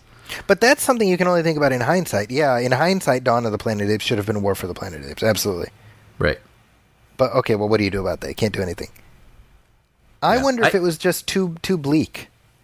That's possible. We live in a time where the circumstances that led to the Planet of the Apes could conceivably happen. Right. This could all be the inception. You know what I mean? Yeah. So maybe people just aren't in the mood for apocalyptic fiction right now. That's possible. I mean, I don't exactly recall what the advertising looked like for the second one, but yeah, this one was very cold and blue and wintry looking, and maybe that's just not what people wanted in the middle of their summer. I don't know. Yeah, it's a shame. I do think that it will be discovered in the long run. I hope. Yeah. I hope that's what happens. But kind of disappointing there. Dunkirk opened a week after, and this has been one of the big success stories of the summer. Yeah. It's funny because his past films have felt... Christopher Nolan's. I'm sorry, yes, Christopher Nolan. I mean, obviously we're talking about Batman here, and then Inception was on the heels of The Dark Knight, so they felt... Interstellar, like they just felt like massive events. This one wasn't, right? It felt kind of under the radar. A little bit, yeah, but it's still, for being a World War II movie in the middle of the summer, it did really well. It's kind of amazing to me that it only cost $100 million. Yeah, I mean, I guess that's just a smart filmmaker. He's a smart filmmaker, and I think that Dunkirk was a tonic for just what felt like sequel onslaught. Mm-hmm. And maybe, by the way, maybe that's what Planet of the Apes suffered from just as much as anything else. Yeah. It might have been a better fall movie, but that's just in hindsight. But I'll tell you what, sorry, I'm talking about Apes again. What I'm realizing now, they should have held Apes for August. Because nothing was playing in August. Yeah. Hitman's Bodyguard is number one for 3 weekends. That means you had an opening. Yeah, for sure. Right? But anyway, Dunkirk, you and I both liked it a lot when we first talked about it just a few weeks ago. But man, I'll tell you, the imagery and stuff has really stayed with me. Yeah, it's a really memorable experience, for sure. I mean, it's one of those movies where it kind of puts you in the driver's seat. Like, you are front row to all the events that are happening in a really... away from that could only happen from a filmmaker as competent as Christopher Nolan. So yeah. And opening same day as Dunkirk was another massive hit, which I have not seen, but it's worth pointing out here. Girls Trip. Yeah, that was another sort of low budget. $19 million. I'm sorry? $19 million. Wow, and it currently is at $112 million. Domestically, yeah. Yeah, domestically. So yeah, and it's sitting right now top 10. It's in the top 10 of the summer. So it just seems to be the thing to do if people are paying attention. Make these smaller movies, that are good, and I don't know, they can pay off big. I mean, there are undernourished niches that are worth targeting. Yep. The week after the week after Girls Trip, was the Emoji Movie, which I'm assuming you haven't seen. No. Wait, did you? I can't remember. I put my foot down, Brian. Yeah. I was like, I'm stopping the madness. I'm not doing this. Yeah. And that cost $50 million, and unfortunately, it's made 160 worldwide. So I guess that would be considered a hit. Yeah. Damn it. I mean, I'm sure not a runaway hit like they probably anticipated, but people showed up. Yeah. Damn them. And then, basically, once we came into August, it was kind of a dead zone. Yeah, I mean, that's been in the news recently. I mean, the opening weekend of August was The Dark Tower. Mm-hmm. And I think Sony sort of expected that would take the Suicide Squad / Guardians of the Galaxy crown of opening in early August and just playing for the month. Yeah. They didn't make a good movie, though. Yeah, and that was kind of the headline, right? I mean, that got out, and it seems like people paid attention. Yeah, well, and we talked about that recently enough that no point going into that again. But I mean, the movie has not performed. No, and like you just said, I mean, it's not a good movie. It feels like a movie. They were striving to make something, realized they didn't have it, and just took what they had and threw some Band-Aids on it and some Scotch tape and just threw it out anyway. I mean, that's what it feels like. Which, honestly, is probably the lesson to be learned. Is like, if you know you're going to lose, just lose as small as possible. Right. right? Because you can see the scenario where a studio would be like, reshoots, let's fix it. And that doesn't always pay off. Right. Right? You know what I mean? Yeah. That was funny, and I think we forgot to mention it in our review, but it was interesting. Clearly they did do some reshoots. Yes. And it's funny because the boy, because he's of a certain age, he clearly is now like a teenager. He goes from like preteen to teen, from scene to scene, which was kind of funny. Yeah, I look at like World War Z from a couple of years ago, and that's something where, was that Paramount? Yeah, I think so. I think so, right? Well, whoever it was. Wait, I need to look that up because that's going to bug me. I'm fairly certain it was. It was, yeah, Paramount. So they gambled on going back to the well and basically reshaping the back half of that movie, right? Right. And it paid off. Mm-hmm. Huge hit. Biggest hit Brad Pitt's ever had. Yeah. But how often does that happen? Right. Right? Because usually it's the exact opposite story. Because the truth is there's no reason World War Z should have played as well as it did. Yeah. And I think with Dark Tower, they would have just been throwing good money after bad. Right. So I think the approach they took was, all right, we spent $60 million, let's just take the hit and move on. Right. Now, what makes this a shame is that this is a decades-long successful property that essentially Sony just tossed into the circle file. Yeah. And Idris Elba we've agreed, very, very good in it. Yeah. His character is very interesting, but it's just too bad that he didn't have a good movie to support him. Yeah. And they're still planning some kind of a TV series. And as far as I know, it will have nothing to do with the movie. Well, maybe that's what it was destined to be. Yeah. It should have been that all along. Yeah. Right? And that essentially brings us to the end of our summer wrap-up. I mean, any other stories here that jump out? Logan Lucky didn't play at all. Yeah, and Atomic Blonde, I feel like had a huge build-up in advertising and just didn't seem to connect like I think people expected it to. But it did. I mean, it made like $50 million, right? Which is maybe what you want a movie like that to make. Yeah, I don't know what John Wick numbers are, but you assumed it would. I don't know. John Wick, it seems like, became a part of the conversation. But John Wick became a conversation subject after the fact. Yeah, that's true. I was going to say, I thought this one would do better than it did.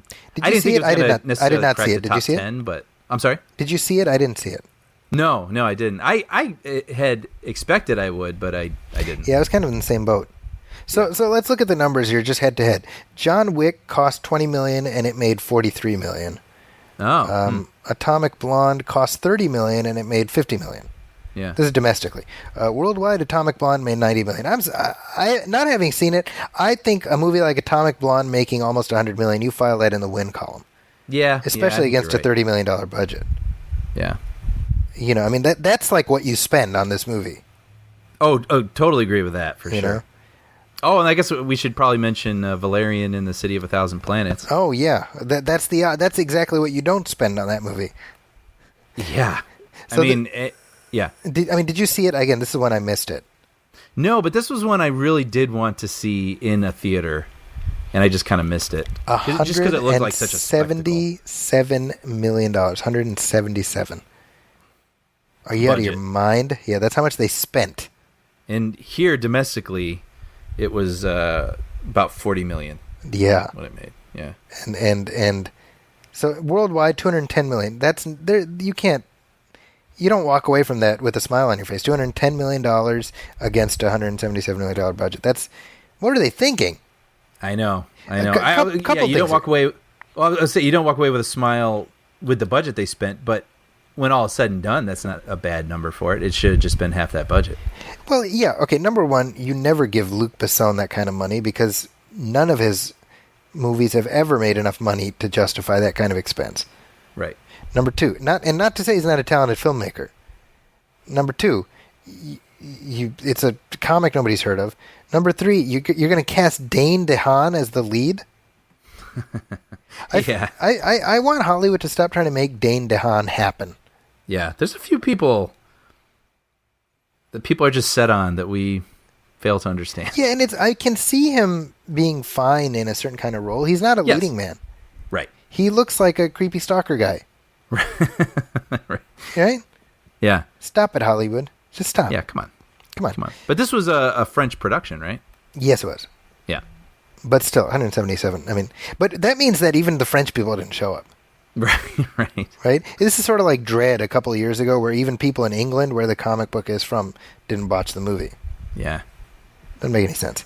The rest of the summer was just mostly the dregs, although I have not seen The Hitman's Bodyguard. That benefited from the fact that nobody else was watching anything else. And it's been number one at the box office for 3 weekends.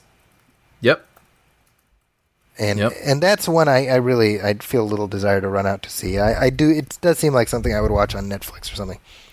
Yes. I don't feel the urge to go out and see it, but I'm sure I will see it at some point. But think about this. So this shows how low the box office has been just in general, how low attendance is.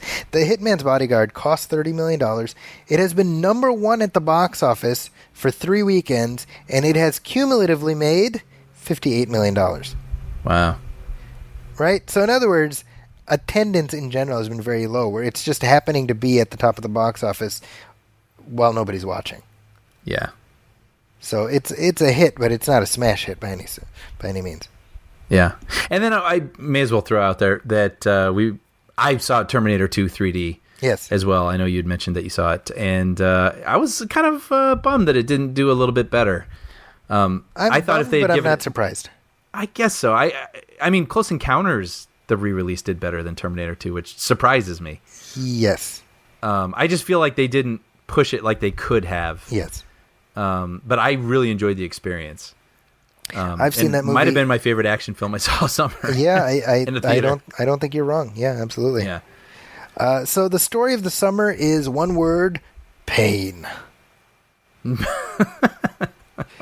It's been disappointing, but I hope that based on the fact that qualitatively there were quite a few good movies, even the ones that, even a few that didn't play. But I hope that that's something that would encourage people to check out more movies next summer. And I hope that Hollywood learns the right lessons.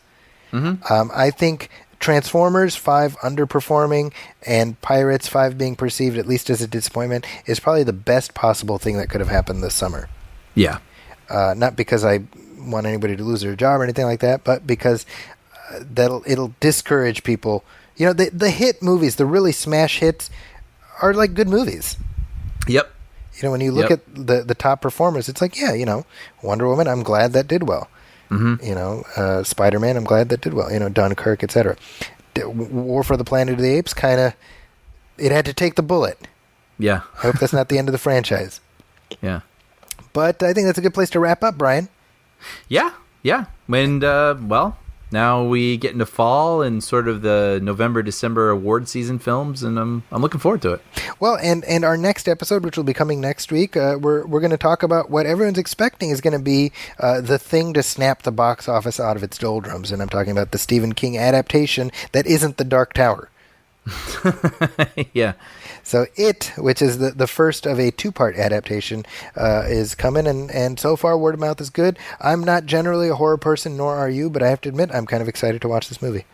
Totally. I mean, it looks up my alley. I like creepy. I don't like gore, but I like creepy, and I love 80s movies with kids having adventures on bicycles. So there you go. Right in the Brian Hall sweet spot. The Stranger Things, E.T., you know, hopefully it. Hit the trifecta, Comfortably hopefully. next to those, yeah. And so we will be back next week to talk about It. And until then, Brian, why don't we tell our audience where you can be found if that's something they want to do?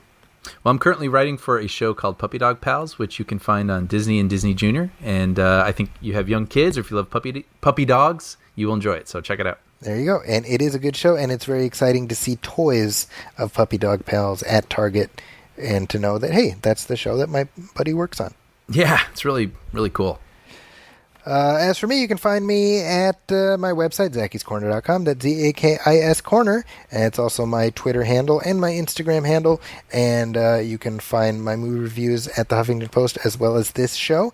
Got some fun stuff coming up, both here on Movie Film and also at Nostalgia Theater. So keep an eye out. So fall season is here, but that doesn't mean we are slowing down. We've got lots to discuss in the weeks and months ahead. So keep it here and spread the word. If you have not already, please go to iTunes and write a review, leave a star rating, let people know what you think of the show so that we can keep doing what we're doing. On behalf of my partner Brian Hall, my name is Zachy Hassan. This has been the first movie film of the fall, but we'll be back for more next week. Thanks for listening. Welcome, friends, it's the Movie Film Podcast. Movie Film Podcast, enjoy the show. Zachy and Brian.